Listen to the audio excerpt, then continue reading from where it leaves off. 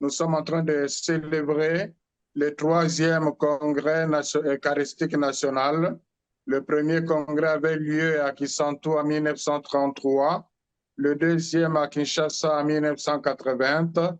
Et là, depuis le dimanche 4 juin, nous sommes en train de célébrer le 3e congrès eucharistique national avec la présence de représentants de tous les 48 diocèses de la République démocratique du Congo, ici à Lubumbashi.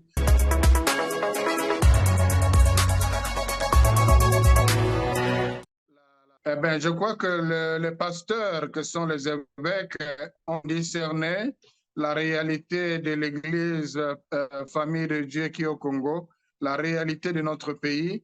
Ils ont pensé qu'il est plus que temps de pouvoir faire connaître davantage, faire aimer davantage, faire servir davantage le Christ présent dans le sacrement de l'Eucharistie, comme l'a dit Monseigneur Utembi dans son mot d'ouverture le dimanche 4 juin.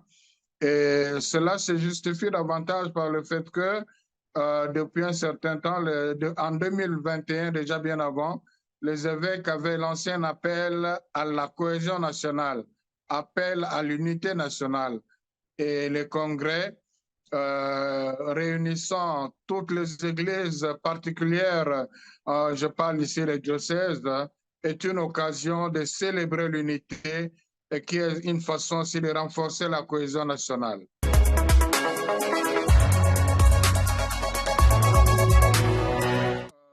Une bonne pastorale familiale doit s'inspirer de la spiritualité de l'Eucharistie. Nos familles sont secouées par la culturation, par la modernité, mais aussi elles doivent être évangélisées par rapport à certaines pesanteurs culturelles. Alors, à la lumière du mystère eucharistique, les évêques ont pensé renforcer justement la pastorale familiale. Un des lieux où les chrétiens doivent témoigner de sa relation avec le Christ, c'est justement la réalité familiale. Il y a le mystère sponsal de l'union de l'homme et la femme à la lumière de l'union du Christ avec l'Église qui se concrétise dans la réalité de la famille qui est la cellule vivante de l'Église. Donc, il y a vraiment beaucoup de raisons pour que l'Eucharistie puisse inspirer la vie familiale au Congo. Et c'était l'occasion pour les évêques de relever les urgences pastorales de l'accompagnement de famille aujourd'hui.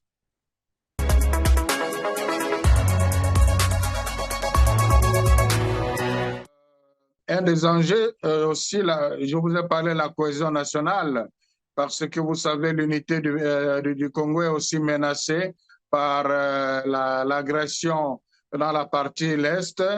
Et nous voyons aussi dans la partie ouest, il y a des tentatives de rébellion qui commencent à faire beaucoup de dégâts.